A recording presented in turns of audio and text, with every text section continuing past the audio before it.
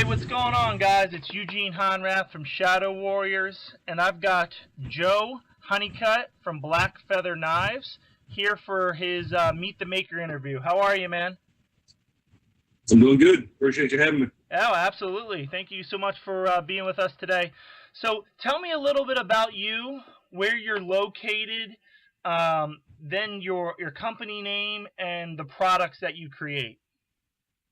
Well, as you said, my name is Joe Hunnicutt. I own Blackfeather Knives. By trade, I'm a welder fabricator. Um, I'm located in a little, it's not even considered a town. It's actually a village in Virginia. It's called Zuni. Where's that at? It's in southeastern Virginia. Okay, nice. So, that's why my slogan is handmade knives in the backwoods of Virginia. I like it. I like it. So, is that all you create? Is knives? Tell me a little bit about the knives that you create. I'm a traditionalist by heart. I'm really into camping, bushcraft, so that's kind of where my passion lies is in camping, bushcraft style knives. Okay, nice, nice. So, tell me a little bit about your company, when you got started, and who's involved in it. Is it just you? Who works for you? And then I know you kind of told me a little bit about the knives that you specialize in, but we'll kind of go a little bit more in depth with that. So tell me a little bit about your company overall. Well, I mean, I got started probably 4.5 years ago, in the capacity I am now. As far as who all works here, it's my two hands.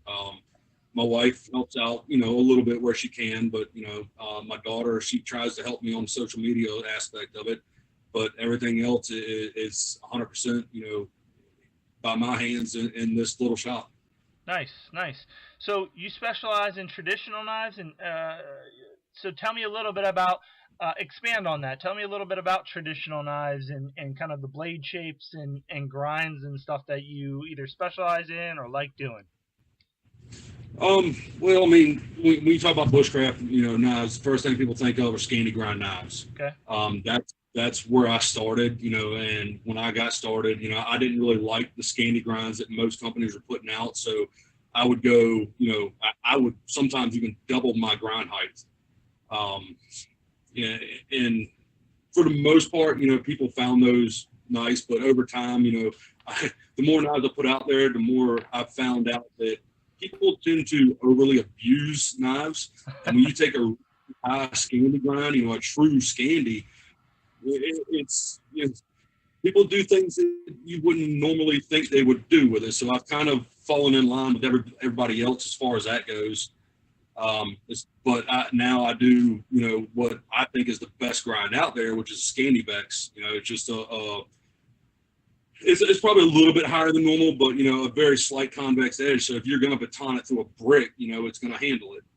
Okay, okay. Yeah, I had it. I don't think I've heard that Scandi Vex. Yeah, it's just I put a slight. My average grind is my average Scandi is probably about a 22-degree inclusive grind. Okay. And I'll go back and I'll actually put a very slight 25-degree bevel on there and then convex that out. Okay. Okay. Nice. Nice. All right. Cool. So tell me a little bit about what size knives do you I in my mind I have a traditional bushcraft knife. I know what in my mind inches it is, but what size do you kind of range in? I mean, I range in 2 3/4 to 5 inch. Most popular being 4 to 4 1/4. The bush lure or the bush tool and the black lure. They're 4 1/4 inch blades, and those are by far my most popular models. Nice. Okay, cool. So tell me about a little bit about what got you into knife making, and even if that history goes way back, tell me a little bit about that. Um, well, I mean, when I was 13, I made my first knife. Okay. Um, What kind of knife was it? I used to love it. It was a throwing knife. Okay. I would buy any cheap piece of crap that I could find until I broke it in half. You know, when I was 13, I broke a knife and, you know, didn't have any more because I'd broken them all. So I took an old trailer leaf spring and a grinder and made me a new throwing knife. About 4.5 years ago, I wanted the knife so bad that I ended up selling a firearm to purchase it, and got it, and I hated it and saw all the things that I could do differently. Why'd you hate it? And it's just kind of it just didn't fit, and I felt like it was built up way more than what the actual product was. Okay. It was a great knife. It was just I felt the hype was way more, and that's what I bought into was the hype, not the functionality of it. Gotcha. So I took that design and made my changes to it, and you know it's escalated ever since. Nice. Now, do you have you been trying other size knives or that kind of stuff, or experimenting, or are you kind of staying where in your sweet spot? I always experiment. The way my head works, the way my mind never slows down. I'm always experimenting. I mean, this is completely out of my realm, but this is something that I call an experiment. Um, you know, I get bored really easy, so I have to keep up with orders. But at the same time, if I get bored, then I lose interest, and so I have to keep my head occupied at all times. I feel you. I've got an attention span that's about that big. Yeah. So tell me a little bit about. So we know what you told us a little bit about the grinds. What kind of other materials? What kind of steels do you use or do you like? From day one, I've always used O1. That's just my preferred steel. Um, Here recently, I've gotten into using CPM 154.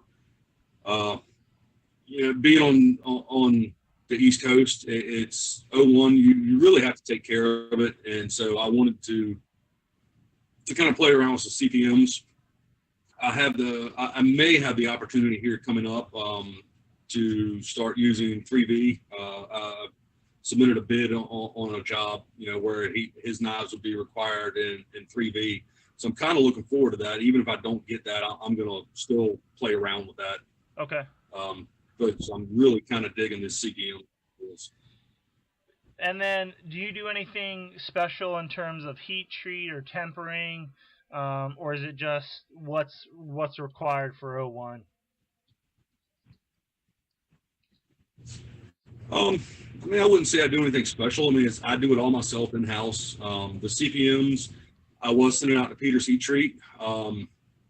That's coming to an end. You know, I picked up a even heat kiln oven at Blade Show.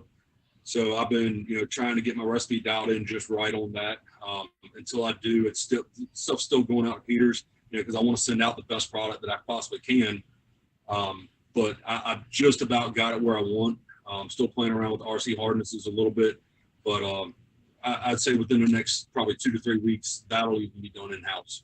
Where's your hardness at, and do you test it? I test them periodically. Okay. I've sent some out because I don't have a harness tester here in the shop. I'll make coupons and I'll send them out and have them tested. You know, typically the O1 is hitting between 59 and 60. The CPMs are hitting between 60 and 61. You know, I definitely don't want to go above 61, but when I send them out to Peters, you know, I ask them for a 60, which they test them. Gotcha. Perfect. Okay, cool. So tell me a little bit about your customer service or warranties that you have, and how the process goes of ordering from you. I do have a website, blackfeatherknives.com. You know, all the orders come through there. I used to have them coming in left, right, you know, through Facebook, through the website, through personal messaging. I had to stop that because it got really confusing. Now I ask everybody to go through the website on the order form. As far as warranty goes, you know, I get the same warranty I would expect from anybody else. If they're going to spend, you know, good money on a handmade knife, my knife's a warranty forever. You know, as long as you don't baton it through a rock or something like that, as long as it's not gross negligence, you know, I will warranty, I stand behind 100% everything that leaves my shop. Nice. I love that. I love to hear that. So, do you do custom work? I do not. I have two custom knives on the books right now that I have to finish up. But things have gotten, you know, relatively busy that I just can't afford to do the custom work anymore. Um, it's just I love to, but you know, it's I find that now that if I can periodically make a out of the normal custom knife on my own and offer that, you know, it seems to suit my needs much better at the you know, at the moment. Yeah, absolutely. Yeah, and I know sometimes you get crazy requests, you know, things that are make me a 10-foot sword or you know, stuff like that. Right? But have you gotten any crazy requests like Yeah, that? I've two straight. I have. I mean, here recently, you know, people tend to like my designs, and they say, you know, I love that style, but could you make it in a 9-inch blade? And you know, people don't understand that, you know, knives are designed to a certain size, and they think you can just extend the blade out and all the proportions stay right where they need to be, and it just doesn't kind of work that way. Yep. So, you know, I do my best, or in the past, I've done my best to kind of accommodate. But, you know, a lot of times if you want, you know, like, you know, one of my Blackfeathers, you know, but you want a 7-inch blade, you know, it's not feasible. And luckily, most people understand that.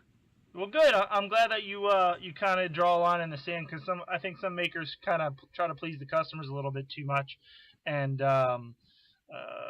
go out of their comfort zone and may not put out a quality product like they probably should. I mean, I have done that in the past, but you know, at the same time, I've also had to realize, you know, at some point I've just had to step back, and contact them about, look, you know, I thought I could pull this off, but this just isn't working. I can't take your money, you know, in something that I don't believe in. Gotcha. Okay. Awesome. Now, talking about money, what's the price range of your knives from the lowest to the highest? And we won't hold you to this. Uh, We'll just give it a guesstimation. on the low end, you know, I've got what's called the Legacy. That sells, you know, in a scanty grind, those go for $90. You know, in a full flat, I sell them for 105. And I wanted to kind of create a knife for, you know, it's great quality, but you know, for somebody that is interested in Blackfeather but doesn't want to dump $300 into a knife, you know, it gives them a great starting point. It makes a great neck knife. And they range up to, like I just mailed one out as a bush tool, but it was a lot of, you know, high end scale material, mosaic stuff like that. You know, that was about 3 1/4. I think the most expensive knife I've ever made was like $600. But you know, that was back when I was doing customs as well. Gotcha. On average, you know, they sell $200 to $300. Okay. Cool. Have you had anyone try to barter with you on certain things, and do you take barters? You know, I used to actually when I got started, it was pretty much all barter. Okay. But here lately, you know, with trying to actually turn this into a full-fledged business, you know, trying to leave my other job, I just haven't been in a position to do much bartering lately. I mean, I still get people that ask me from time to time. If it's something that really, you know, piques my interest, you know, I'll still do it from time to time. But for the most part, it's not feasible to do much bartering anymore. What's the craziest thing you've ever bartered or traded for a knife? Oh, probably. I mean, I don't really know that it's all that crazy, but probably a breaching tool for a knife. Okay. That's the thing that comes into mind. You mean like a door breaching tool? Yes. Okay. Nice. Was he like former SWAT or something? It just kind of piqued my interest. Nice, nice. I love that. How was that sending it through the mail, or was that local? I really don't remember. I think it came from like Alabama or something like that. I'm not sure, but it wasn't all that big. It was probably maybe, I don't know, 30 inches long. Oh, okay. I think he mailed it in a tube or something. Gotcha. Gotcha. Awesome. Well, give me a little recap of your company, of your social media. We'll also put links in the description, guys. And then tell us your social media links where we can find you and your website and other social media. So give me a quick recap. Tell us about what you sell again, and then social media or online. Well, I mean, I specialize, in camping, bushcraft, style knives. I don't get much into the whole survival knives, but we're all over Facebook. I've got a fan page, I guess you can call it. And I've got and that's under Blackfeather Knives. I've got a Blackfeather Knives uh, group where I encourage people to interact. All over Instagram, and then website blackfeatherknives.com. Awesome, man. And so it's blackfeatherknives.com. Yes, sir. Awesome. Hey, man, thank you so much for participating with us today. We really appreciate it, and we wish you the best of luck. I appreciate it. I appreciate your time. All right, man. Have a great day. Thank you. You too.